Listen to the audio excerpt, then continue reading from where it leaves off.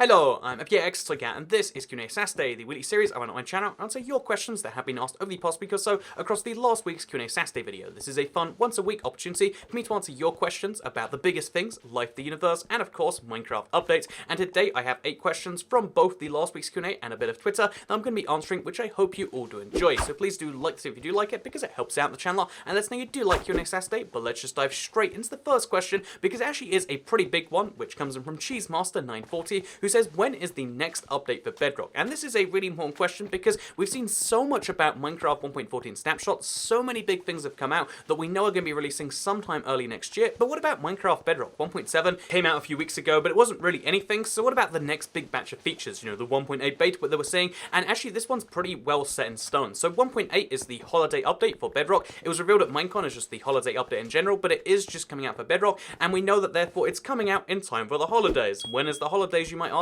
And although this question might vary for you personally because you live in a whole host of locations, it is worth mentioning that the Minecraft Bedrock development team mostly live in America, Washington, Seattle to be precise, which means that to be easy about this, we can say that the time of all the last December updates, which is, you know, the week before Christmas, is probably what makes the most sense here, and therefore you can expect to see the update roughly a week before Christmas. Or to be more precise, because updates tend to come out on like Tuesdays more likely than not, it's going to be the 18th, the 90th, or the 20th. One of those dates makes the most sense, and you can expect to see the update roughly then. And given that right now they're mostly just doing bug fixes, it seems as though we probably aren't expecting any huge surprises, but maybe because there is a full almost 2 months between now and then, and they've been bug fixing for a couple of weeks, we can expect to see something come out as like a surprise as part of the main update. It's hard to be certain, but it is something worth noting. Also, this is going to be really confusing when it comes up. I know everyone's going to be blown away by this, so just to be ready for this, there's going to be a big confusion because we're almost certainly going to see a beta for Minecraft 1.9 before 1.8 comes out. So you're going to see on this channel features from an update coming out in 2019, in 2018, and the holiday update is kind of separate from that. So yeah, 1.8 is what we see right now in our Bedrock betas, maybe a bit more, but probably not. And 1.9 will probably start beta rank before that comes out, which is super confusing, and I've probably lost you all at the start of the video, so I'm sorry. Let's dive into the second question, which comes in from,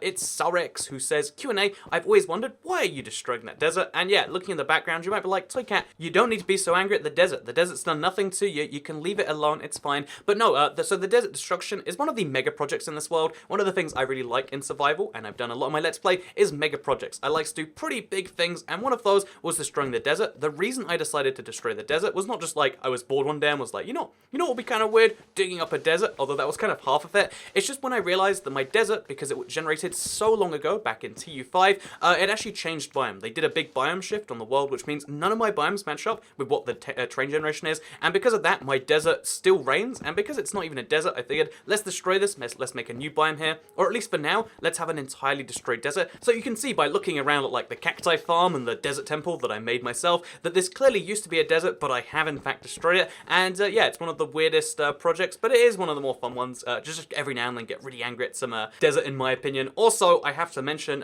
having that sea of torches, because I used torches to get rid of the sand for quite some time, is really quite a, shocking thing to see at night. So I like it a lot. I think it's interesting, but let's move into the next question, which comes in from Geography and Maps, who says, Q&A, are you getting bored of traditional Q&A Saturday? You've been doing a lot of these one-off Q&A Saturdays lately. I'm not complaining. I don't mind these different ones. The editor picks the comments one was hilarious. So first of all, thank you very much. I am mixing things up a little bit. It's not because I'm bored of the old format. In fact, this one I would probably say counts as the old format, right? It's honestly just like, why not mix things up from time to time? Q&A Saturday is one of the most, constant series on this channel, and I like doing it. I have liked doing it for all of these years, but every now and then I do get an idea. I'm like, I want to do a Q&A, but then I do have the Q&A Saturday series. I could either do 2 Q&As in a week, or I could just, replace Q&A Saturday with my fun idea. So that's the reason for this. It's not necessarily that I'm bored of the Q&A Saturday, it's just it doesn't make sense to do 2 different types of Q&A in a week, because even doing 1 Q&A a week I think is more than most YouTubers, because again, I'm trying to do that weekly interaction thing. Maybe I'm crazy, I'm definitely crazy, but let's move into the fourth question, which comes in from I Give Up. Nice name, by the way. Hope you decide to ungive up after watching this video, but they say, why can't at 4J Studios just release the Bedrock Edition to PS4 without the crossplay? And this comment comes up so much, and I have to bring it up here just because it first of all triggers the part of my brain where I'm like, oh, they did the thing where they soon 4J made Bedrock, and then it's also a good question as to like, why couldn't they do that? So first of all, 4J Studios make the console edition, not the Bedrock versions. Bedrock is made by Minecraft, the Bedrock developers in, Washington, America. They're made by entirely different studios. That's why they feel like entirely different games with entirely different guiding design principles. They just both happen to be Minecraft. So it honestly drives me a little bit crazy. I don't don't even know why. I don't work at 4J. If I did, I'm sure this would drive me even crazier. But like, people who assume that 4J make the Bedrock version, despite the fact that it says their name nowhere in the game, and despite the fact that there was a big controversy where it did switch over from 4J to another developer, and the fact that 4J has all over their Twitter, we don't make it, these people do. People still think 4J make the Bedrock versions on every single platform, and it's like, how at this point do you do that? I've seen YouTubers make the mistake where they complain about the game being broken to 4J Studios, except it's Bedrock. I don't know how it's such a widespread mistake, but everyone thinks 4J makes Bedrock, and I want to just use this as my little soapbox and say, no, different studios, different developers. It feels a bit like in the same way people get confused and assume I'm American all the time, and it's like, oh man, yeah, I didn't like America, but at least IBX Toy Cat's from there or something like that. And it's like, man, the UK is like a whole separate country. There's like 3,000 miles between it. We've got our own set of cultures, history, etc. And it's like, man, how do you get that confused? It's a basic thing that we all know, right? I don't know why small stuff like this does upset me. But yeah, so second part of the comment, why don't they just release it? Okay, why doesn't whoever is in charge of making Bedrock, which is not 4J Studios, why don't they just, release the Bedrock Edition for PS4 without cross-platform? And this is actually something that is a good question, because they could totally do that, right? But there's two big reasons why they shouldn't. The first one is leverage. You want to have leverage of Sony. Like, everyone on Sony has a different version of the game. Some of us like it more, but a lot of people there are like, why can't we play with our friends? Because of Sony. They want to keep the leverage in their ball court, is that a thing you can say? But they want to keep it on their side of the fence. Also, they'd have to have a whole new set of purchases, so they have to explain to you why you can't use your Microsoft account, the same saves, worlds, realms, etc. So there'd be a lot of monetization issues. And then second of all, they'd actually have to build one from scratch that worked with PlayStation Network as opposed to working with their own internal system. They'd have to have two entirely separate versions of Bedrock. They'd have the cross-platform Bedrock, then the non-cross-platform Bedrock. And I think the effort in doing that is why they're like, let's not go through that effort. Let's just have 4J Studios continue to make the port. Effectively, if you want to play Minecraft Bedrock without the cross-platform, that's what Minecraft PlayStation 4 is. I know there are huge differences. There are still a few things that I think PS4 does better than a PS4 Bedrock would do, but it does have to be said, because the PlayStation 4 follows the Bedrock, it's close enough to just a non-crossplay version, because it doesn't have crossplay, and it's close enough to Bedrock, and that's what I think they think internally. But that's just me. Let's move into the next question, which comes in from Tattooed Boy. You get some sick tattoos, yeah? They say, favorite retro games console. So retros are hard ones to find, because sometimes now I see like, oh yeah, 360 is such a retro console, and it's like, it's not even discontinued yet. Yeah, I would say my favorite retro games console was the N64. I can't play 2D games. The vast majority of 2D games out there, especially retro ones, I just don't find enjoyable on any level. So the N64 was my first 3D console, and I loved it for that reason. It had the most ridiculous, controller in the world, but the games on it were so great. Again, on a hardware level, ridiculous. Look at that controller, look at the cartridges. They used cartridges in the CD era just because they were backwards. However, it is an amazing console in terms of the games. I still go back and I complete Diddy Kong Racing, maybe once every 3 or 4 years. I did it on a YouTube live stream recently, actually. Super Mario 64, amazing game. There's so many great titles on the N64 that I think, is the reason it's my favorite console. And in case you're curious, because retro consoles come up a lot lately, because they make mini versions of retro consoles, the mini NES, the mini SNES, will I be buying a mini N64? And honestly, the answer is probably not, because, if I'm playing at home, then I can just use an emulator. If I'm playing on the go, it'd be really cool to have an N64 that plays on the go, but it doesn't work that way. So, yeah, for now, I'll just stick to, like, the DS ports. I have,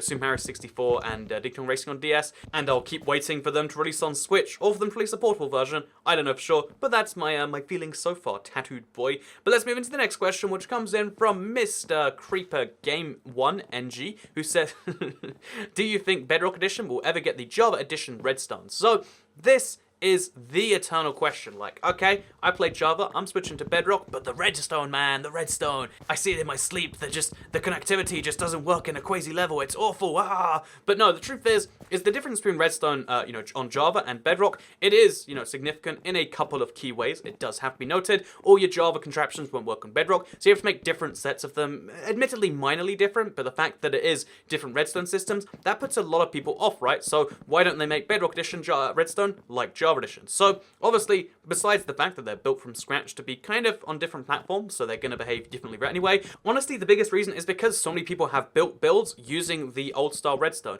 You'd have to make every single Redstone build anyone ever made obsolete just to switch over, and that is a price not really worth paying for a little bit of familiarity. Honestly, the question you should ask at this point, because there's well over 100 million Bedrock players versus about just under 30 million Java players, is when will Java Edition switch to Bedrock Redstone? And if you think that question is heresy, then that is why they won't do it in reverse. So yeah, that's a good way to answer your question. I know it's sad if you like Java Redstone more than Bedrock Redstone, but I think it is the reality that we're living in. But you can disagree with that if you like. But let's move on to the next question, which comes in from Lord John the Red, who says, do you like Java or Bedrock more? Why do you like it? So, which one do I like more and why? I honestly do prefer playing Bedrock. When it comes to survival, there's a lot of really nice things that I've learned to appreciate over the big runs I've been doing recently. I recently did a no left click Minecraft run, by the way. Check it out sometime soon. But like of all these big speed runs I've been doing, or like I guess challenge runs of Minecraft, there's a lot of things I've started to appreciate about Bedrock Minecraft.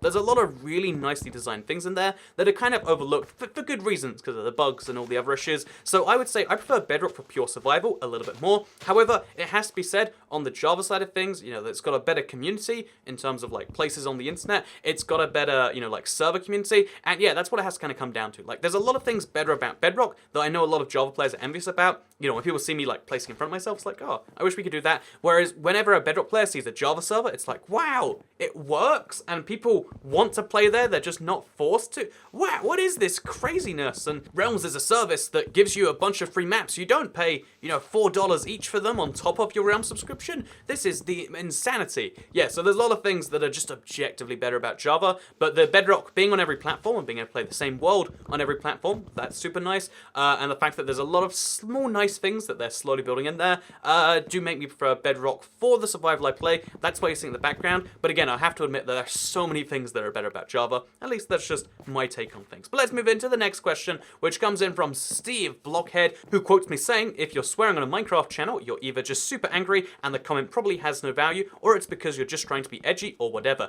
And then he says, facepalm. You cannot be serious. You do realize that some people actually do swear when they're not angry, and swearing isn't just something you do when you're mad, right? Question mark. And I think this is a really interesting comment because I agree with it. I think it's a good example of how an argument can be misconstrued, maybe, because I made an offhanded comment that like, oh yeah, most people who are swearing on a Minecraft channel in the comments are probably just super angry or trying to be edgy, and that's basically true because the majority of people, or a healthy number at the very least, I'm sure you could argue, are just going to be trying to do it because they're like, oh, I'm so mad at this thing, so I'm going to break out the swear words before describing what I don't like about this update, this video, this developer, this, like thumbnail, whatever it is they're, complaining about. But, that's the biggest reason. Like, okay, anger's the first one, and then the second one is trying to be like, look, I am totally not like a kid because kids can't swear, and look at me show my thing. And I definitely agree, that's not most people who use most swear words in general, and it's definitely not everyone who's using a swear word in the comment section. However, for the most part, that's what it's going to be. The majority of people, it's kind of like casting a really wide net. Like, I know I might accidentally, it might accidentally get some people triggered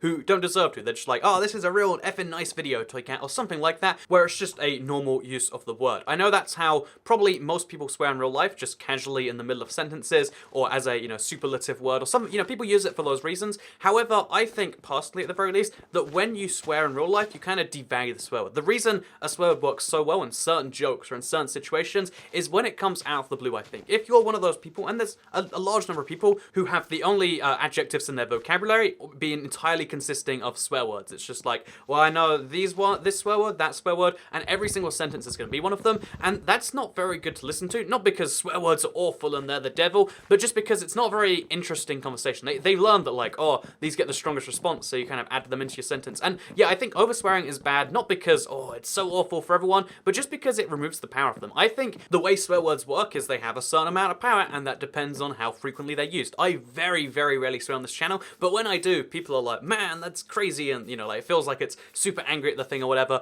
That's I think the power of a swear word, whereas I think people using it normally are not. So yeah, that's what I think about swearing as a whole, and the reason that I ban swear words is just because like, well, I'm trying to cast a wide net. I'd rather remove 90 comments saying F you, Toy Cat, and accidentally remove one that says this is a really shitting nice video, Toy Cat, because I think that it's worthwhile to just get the entire range, because one of the biggest struggles as a YouTuber is trying to foster a positive comment section. It is so fast to to have a comment section turn on you. All it takes is one comment being at the top, being like, hey Toy Cat, I really don't like that, the video was 11 minutes 32 long. This was just to scam us out of money. And then someone sees that's the top comment. They're like, yeah, why is Toy Cat scamming us out of money? It doesn't even have to make sense. Like, the top comment really dictates your opinion on videos so often. I've seen this happen to me where I'm like watching the video, and then the top comment's like, yeah, of course you would say that. You think this is wrong? And I'm like, man, why am I enjoying this video? Screw this guy. And the fact that that can so easily happen where people see something and it changes their opinion to be negative, they start being toxic, and it creates this whole